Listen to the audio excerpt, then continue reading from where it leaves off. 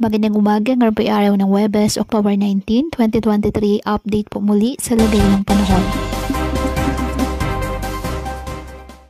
Northeastern surface wind flow nakakaapekto pa rin sa northern and central Luzon ayon sa Pag-asa.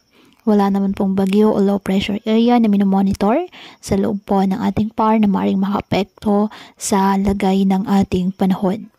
Samantala ngayong araw, ang shear line po ay umiiral at nakakaapekto sa Quezon, Camarines Norte at Camarines Sur. Kaya asahan po dyan ang maulap na halangitan na may kalat-kalat na pag-ulan at thunderstorms. Apektado naman po ng northeasterly wind flow ang Batanes, Cagayan, Isabela at Aurora.